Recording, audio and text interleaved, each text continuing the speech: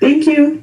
So, Darlene, we have about 26 people. It's 12:05. So why don't we start? I feel a little bit on announcements, and then we'll turn it over to Kurt for the guest speaker. Okay.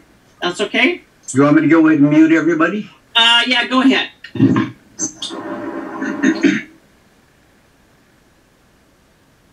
Okay, I think I'm unmuted. So we will do happy bucks and all that and sad bucks at the end. We'll just do a little bit. We do have concessions this Saturday and Friday and Saturday at Safeway again. So if you're interested, get a hold of, I think, Lloyd, you're doing the sign-ups. Is that correct? You have to unmute yourself, Lloyd. That's the way.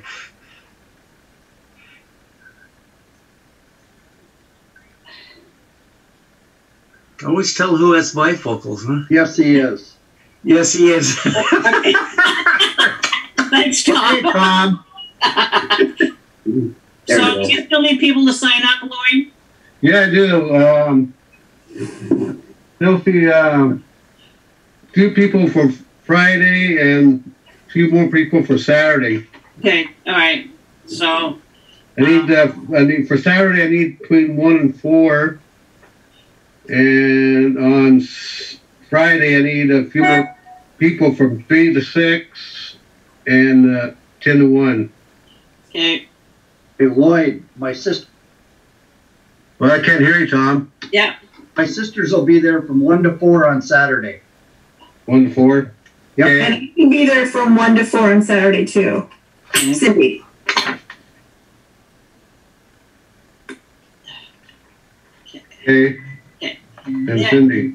Yeah. The Palmers are having a garage sale Friday and Saturday. Shame on us. Yeah. Yeah, really, Hal. I haven't seen you out there helping us, Hal. Hey, I come by each weekend and donated. Lloyd, So don't forget Marty and I are scheduled for Friday at 1 to 3. 1 to 3. I had your wife down cashier at 10 and 1. Yeah. 10 to 1. Had your wife down to cashier. Marty's going to be the cashier. Yeah. Okay. You didn't lose any money the last time, huh? No.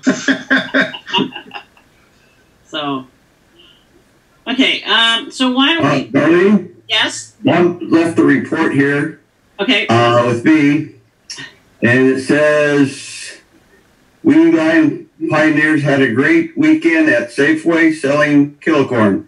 2-day sale total over $3,000, and we sold over 5 to 600 bags of kilocorn. Oh, great job, guys. And my announcement is the order is in for the PPE items, and Dolly is waiting for the money to drop into our account. Oh, okay. And hopefully by next week we'll have some kind of a schedule set up for a presentation. Okay.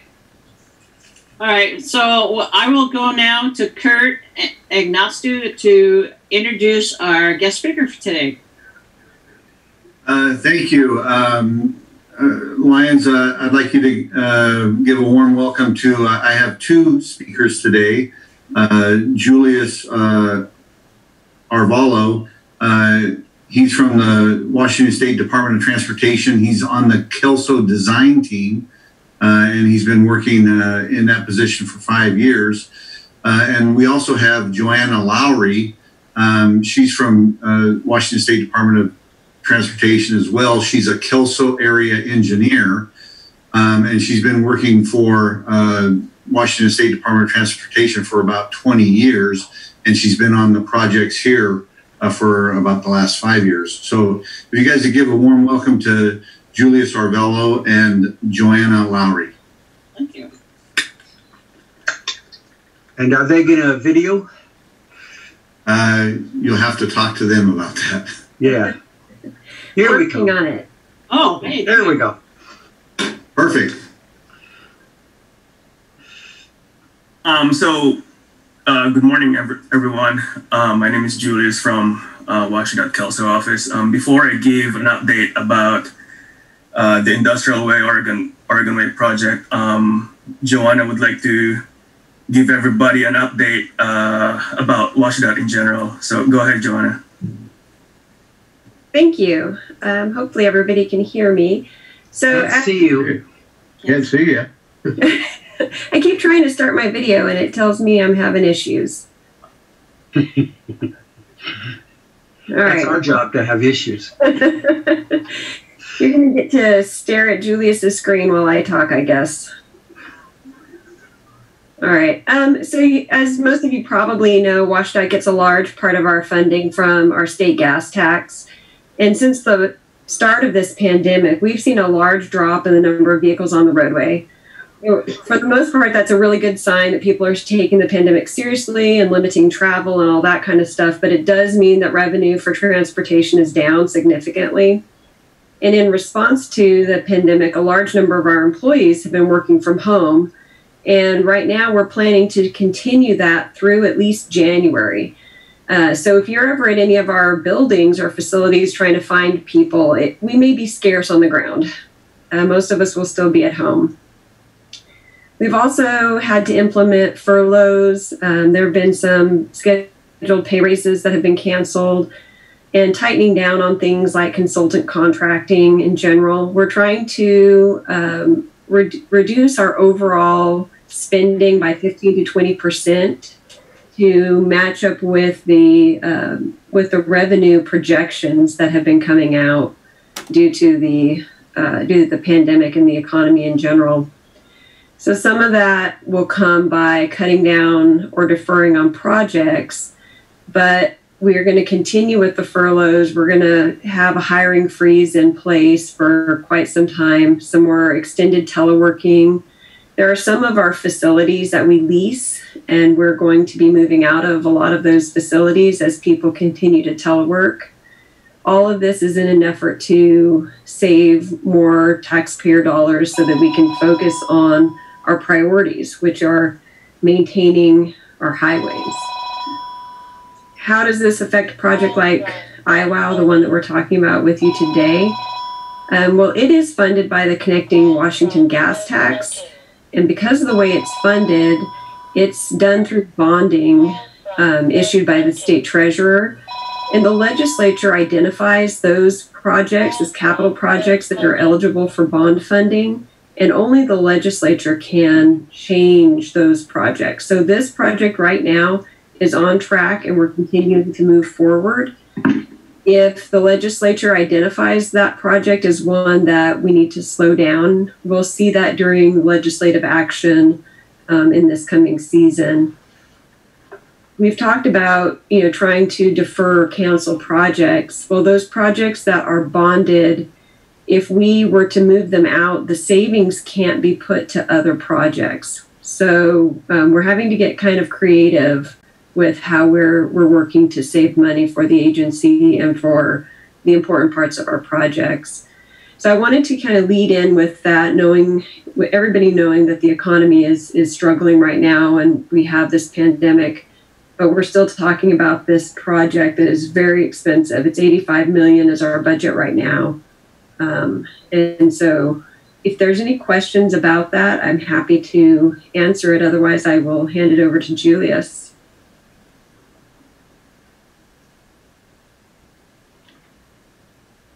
All right. Thank you, Joanna. So again, we will be presenting to you an update on the Industrial Way Oregon Way intersection improvement project. Before we get started, I would like to thank you all for inviting us to talk to you again. All right. So just to refresh everybody's memory, the Industrial Way Oregon Way project is located at the intersection of Industrial Way, Oregon Way, and SR 433. So for those who are not familiar with the area, the intersection is right here. If you move towards the north, you'll be heading towards Longview To the east is I-5, to the south is Rainier, and to the west is Ocean Beach Highway. The last time that we're here, we mentioned that we have two alternatives that we're looking at. One of them is the grade separated option. The grade separated option is an option where all the traffic movements happens on top of a bridge. This option also develops 3 loop roads at Oregon Way on the east leg of this intersection and on the south to connect the local streets to the main highway. The grade separated option also realigns the railroad that crosses Oregon Way on the north. This is the proposed realignment. It goes underneath the intersection. The other option is the partial grade separated option. This is the preferred alternative. The partial grade separated option, as you can see, majority of the movement still happens on top of a bridge, and we have some that remains on the ground. The ground or the at-grade road, also connects to the local highway, so local travelers can connect back to the main highway. So, as Joanna mentioned, the funding from this project is coming from the Connecting Washington Fund. We have $85 million for this project. And the last time that we were here, we mentioned that the preferred alternative cost was estimated at $150 million. So since the last time we met, we have been working on refining the alternatives to save money and to get as close as possible to 85. And we were doing so by evaluating the geometry of the roadway. We also looked at minimizing the number and the size of the bridges.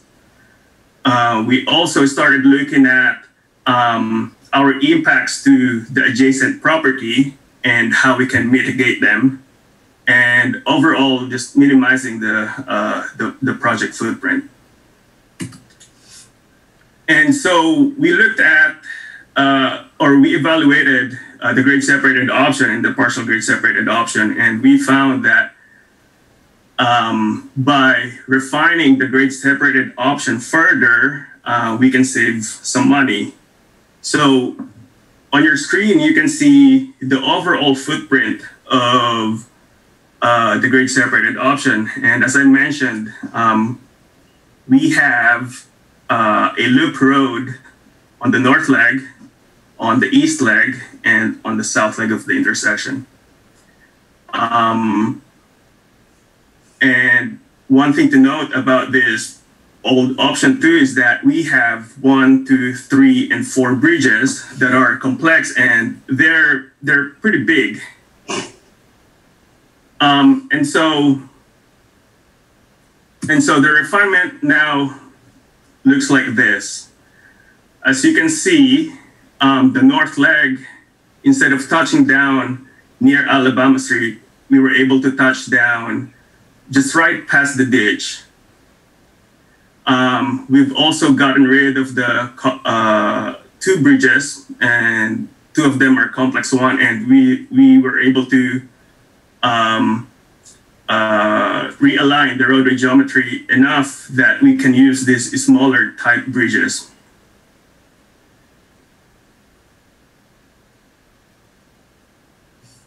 This is what it would look like in the future. Up is north, down is south. This is looking towards the west. This is looking, so this area right here is going to the west. This is going to the north, east, and then south.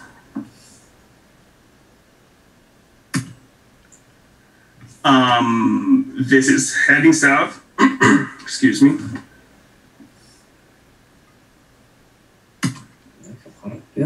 So with all the refinements that we were able to do, we were able to drop the cost down to 98 million.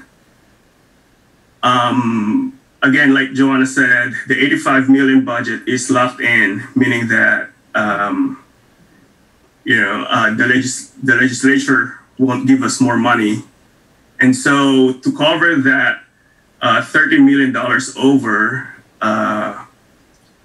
early this year, we applied to 3 federal grants, the infra, the build, and the CRISI. Unfortunately, we were not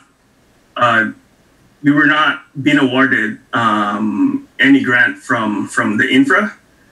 And so we are hopeful that the build, we will get some money from the build and CRISI grants this fall. As far as the schedule goes, we are working towards completing the preliminary engineering, and we are scheduled to complete it by 2021. We are also restarting the finalization of the environmental impact statement. After that, we're going to move towards completing the environmental permits, and we're going to start the right-of-way phase of the project. And we're hoping to complete those by 2023. And also by 2023, we are hoping to start the construction. Here is where you can find more information about the project. Are there any questions?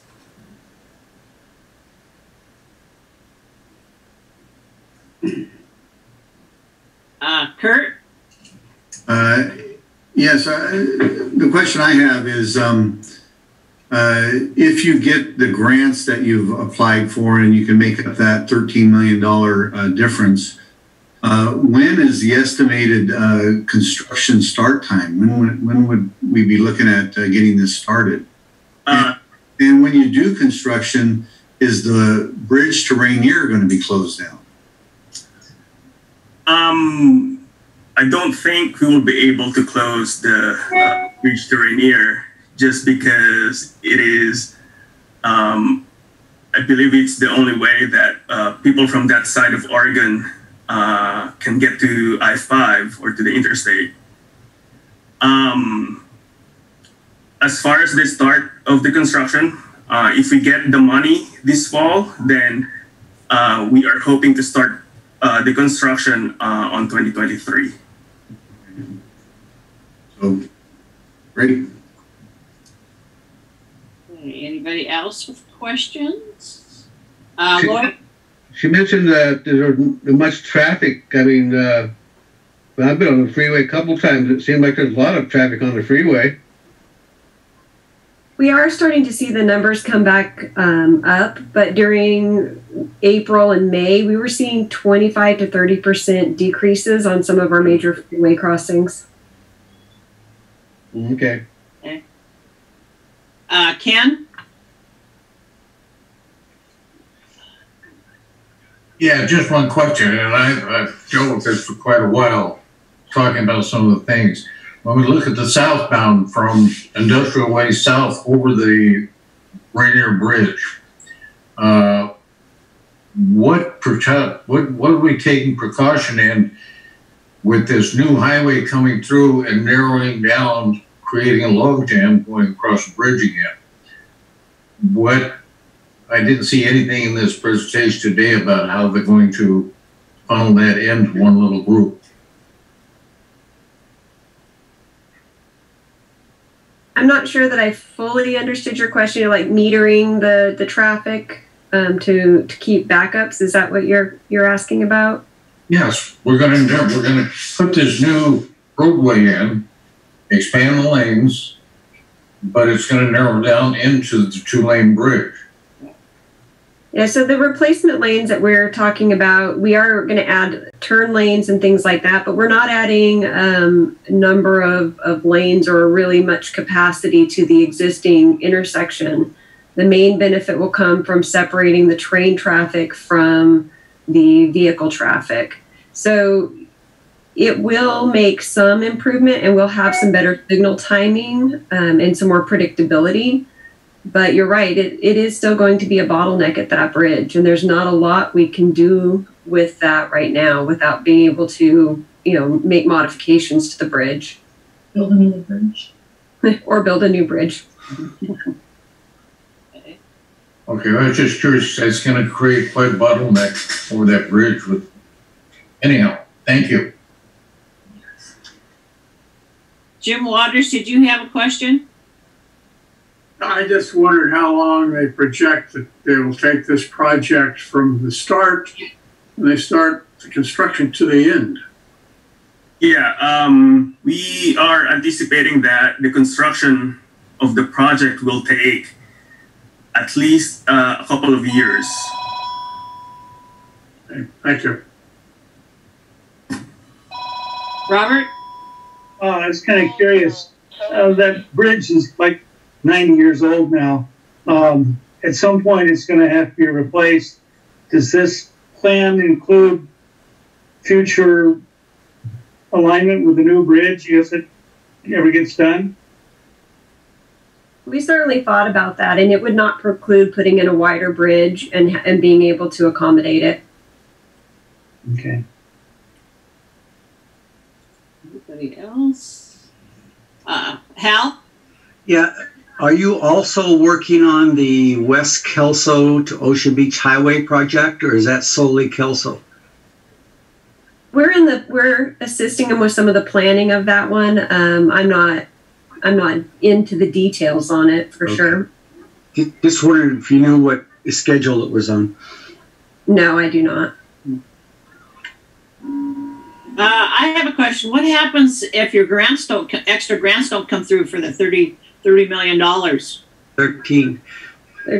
So yeah, we are looking for the 13, but we're also continuing right now to move forward as if we're not going to get that money. So we're looking for more ways to cut costs. A lot of it will be in finding ways to avoid having to purchase properties. Those are really expensive.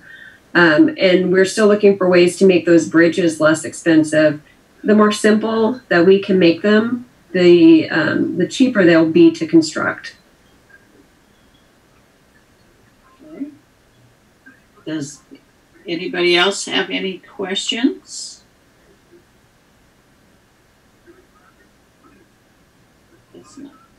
Well, Julius and Joanna, we want to thank you very much. The Pioneer Lions like all the information we can get on different projects.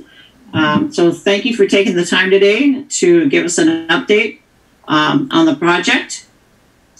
And we appreciate it very much. Yeah, thank you for inviting us. Yes. Okay. Okay, I will go back. Well, any happy or sad bucks for today? Anybody happy or sad? Well, I'm fairly happy with the fact that we were able to get to the next step with this LCIF grant. One of the challenges has been able to locate the equipment and get a shipping.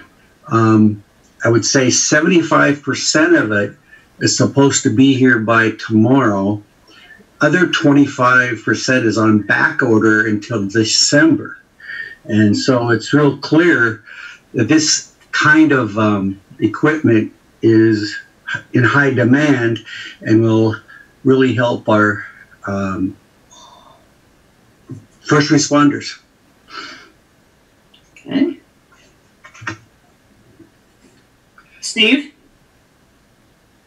Oh, I just got happy, but had my 12-day-old great grandson up here last night. Was holding him half the evening. So that was nice. Darling, I got a question for you. Yes? Some of these numbers on this list, this new list I got, Some of them aren't very good numbers on here. We want to update some of the phone numbers on some of the people we have in the club. Okay, well, you'll have to send me a list because those are put in, I think, by Phil or Cheryl, right? For the new members. Yeah, I'm going to need to know who you don't have correct numbers for so that I can call them and get the correct ones. That's how I'll be able to do that. So just let me know which ones aren't valid, and then let me know, and then I'll give them a call and update their information for the. If you wanted to save. I would like a list too, so I can update the list on the web. Well, I'll send you an updated list. Okay. Okay, Phil? If you want to save Cheryl a step, since if you know the number is wrong, you probably know what the correct number is, and rather than her having to call somebody just to provide the correct information so she can change it. We've tried very hard to keep and Hal has helped us try to keep the My LCI website up to date. But if it needs corrections, Cheryl will take care of it. Well, Cindy would take care of the MyLCI, correct? Yes, right. Yeah. Yeah. So you contact me first, and so that I can correct it, and then I'll contact Cheryl. Thank you. Okay. Okay. Ken, did you have a? Yeah, I just wanted to relate a little story that took place to show you how important it is to have the Lions out in the public doing things. Our kettle corn services that we have over at 30th and Ocean Beach. The other day, our mail gal was out delivering her mail, and she stopped and asked what we were doing out there and why we were doing it, where does the money go?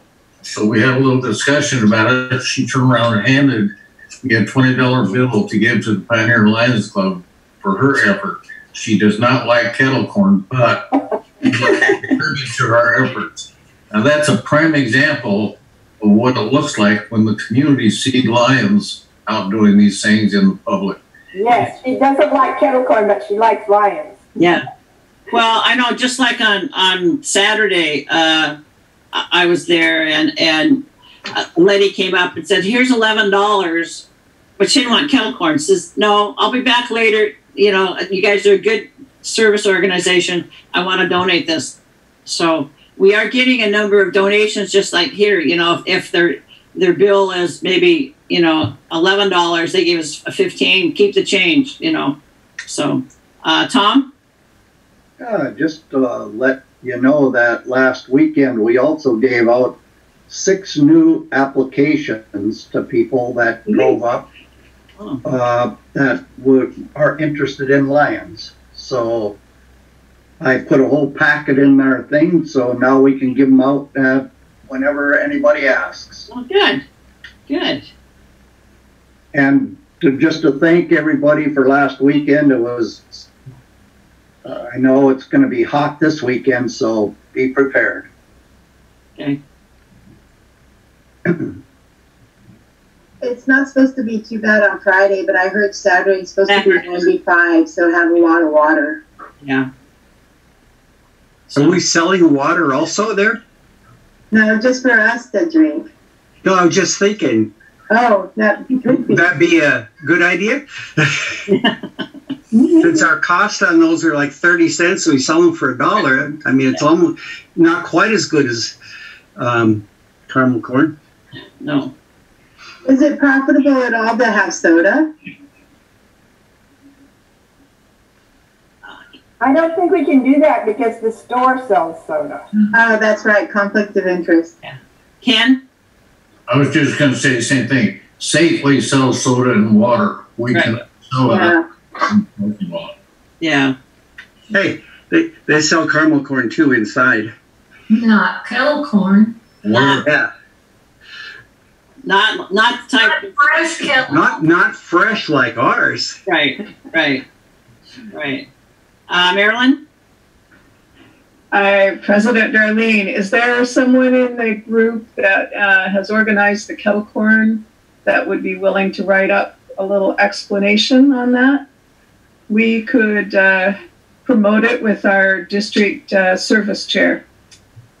They know about the projects that have, come out of this for us, the Adopt a Graduate and the grocery outlet and the service that we provided, and they also would like to know about the kettle corn. They are aware of it. And the GST, which is Brian Wolf, mentioned he'd like to have articles. So anyone that would volunteer writing that? Tom? No, I won't write it, but our person in our little group that does that stuff isn't on today because his wife had surgery. Oh, okay. So I'm sure I'm gonna say Bob will write it for us. Okay. That would be excellent. Yeah. Does he read emails? Could I send him an email? I could send him an email too. Pardon? Answer your text. If you want to text him on his phone, I can. Yeah. So okay. He'll answer that, I know. So. For our secretary's records, we had 28 plus 2, so that would be 30. Was the top. No, Steve. Patterson. Just to add on to all of this, originally Bill Levine was the one that sold us his kettle corn unit, and he used to brag about the fact that he made so much money. He said he made $80,000 in 1 year.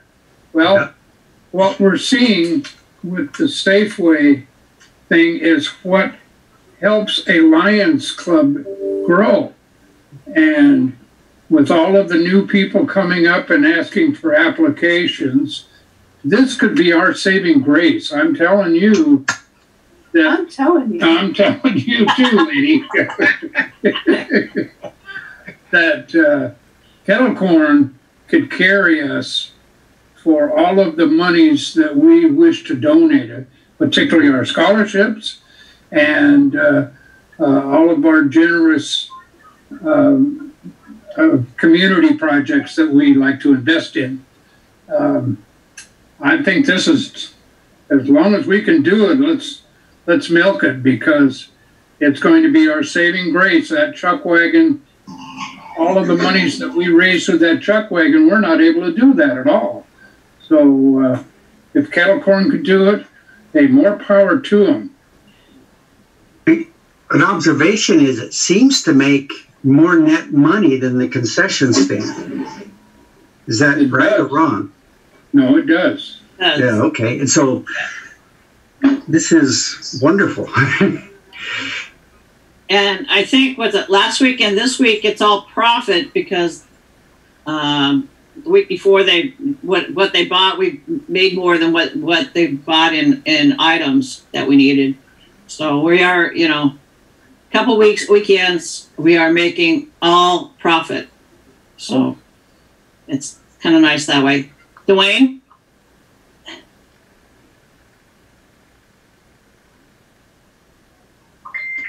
Need to unmute, Dwayne. Yep.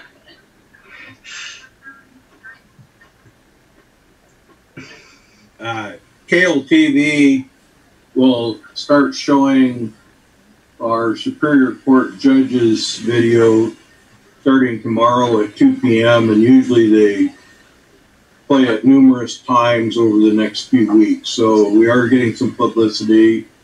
I'll be getting in the video for today's presentation, so it'll probably come out in a couple of weeks. Okay. Cool. Thanks. Thanks, Dwayne. Cheryl? I just had an idea. Maybe if we could run this thing through Halloween, we could figure out some smaller packaging and maybe stick a Halloween fun sticker on the front of it and have smaller, like 6-packs or 12-packs to sell people so that they can give it to their grandkids and their neighbor kids. And because kids won't be going door to door trick or treating this year, I don't imagine, but it's a way that people could get some things to give out to the kids in their life. Maybe. Just an idea. Yeah. We have to wear jackets and mittens. except for the poppers. Cindy? On that note, with the Street of Screams, I put out an ad this week saying that the Street of Screams was canceled, and I've gotten a few really cute responses. They go, "Oh no, is Santa next?" They're all really stressed about not having it. They go, "Well, it's 2 months away. How can you cancel it now?" But there's just no way that we could have the Street of Screams. People are just so crowded in there. Right, and then the court's in there. So. Right, and it was on the radio this morning too. The announcement that it was canceled. So, and we just send everybody in 6 feet apart. No, they're all day, all day. Yeah, they don't go all the same speed. So yeah. Nice thought, though. Yeah. Any other? Okay, Greg Firth, anything on membership? The only thing is I'd like to thank Tom for bringing his 2 sisters in, and then of course Richie with her mother coming in. Tom, when you gave out those 6 applications, you did get information for follow-up, didn't you? Hey, Greg, what's your brother's phone number? I already gave it to Cheryl. It should be correct in the... Because the phone number I have on this list is no good. Here's a Longview phone number. I really do need them first so I can change them on the main frame. Yeah. So anyone who has a change in their phone number or anything, that's what the secretary does, is she changes it with the main organization so that everybody has the correct one. Yeah, so what's Mikey's phone number, Greg? You want it right now? Yeah. Well, hang on just a sec. I'll be more than happy. Well, if this is going to be televised, you might want to call him. Yeah. I don't care. It's written in all the bathrooms in town. Okay, his new number is 967-2663. Got it. Thanks. 2663. And I will change it on the main frame. Remember, where is that? Just go to the bathroom. One of the That was 20 or 30 years ago, wasn't it? What, the wall? So Mike doesn't have his cell phone anymore? He does, but his new, where he lives, doesn't have cell reception. Okay, 967 what? 2663. Jim Waters, and then we'll go to Tom. Yeah. Why don't we all call them within the next 2 or 3 days and welcome them to the line? I tried calling this morning. The phone number was no good. So Greg wanted us to call and wish him well.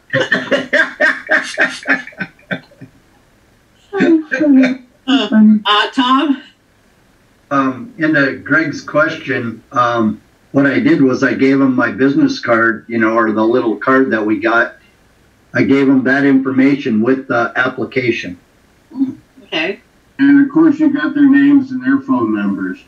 No. That'd be a good idea if we... Is this Mike Firth? Yes, it is. Hey, it's Hal Fulmer. I'm on a Zoom Lions meeting right now, and we just got your phone number.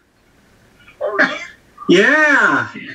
You want to say hi to everybody? Hi, Mike. Hi, Mike. Hey, just so you know, if your older brother can make it on Zoom, you should be able to handle it. Ask him if he wants to work Friday or Saturday. I'd like to say something, pass something along to Mike, and that is my condolences for the loss of his fishing buddy. Yes. Yeah. What was that? Get quiet. Yeah. Okay. Anything on Sunshine except for we have Donna that had knee replacement yesterday, Donna Jensen. Anything else? Yeah, I told Margie about that. She's supposed to send a card out to her. Okay. Oh, okay. Okay. I have a question on that. Does anybody know how Bill Karcher's doing?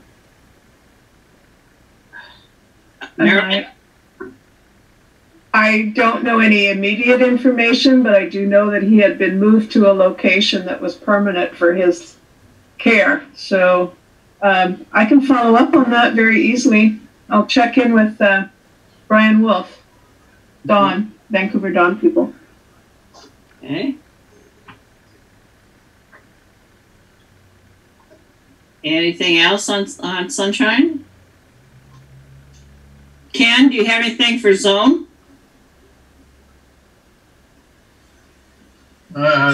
Just a couple things we talked about. We have 7 really terrific clubs in our zone now. The Peninsula Club has now 2 new members, Mark and Annie Menzel, who are officially at the beach now, and they are part of it. And Mark's first meeting that he attended down there, he was elected to be the membership chair.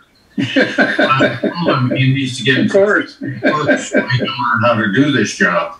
A lot of neat things going on. We had our very first zone Zoom program last night. It turned out pretty good.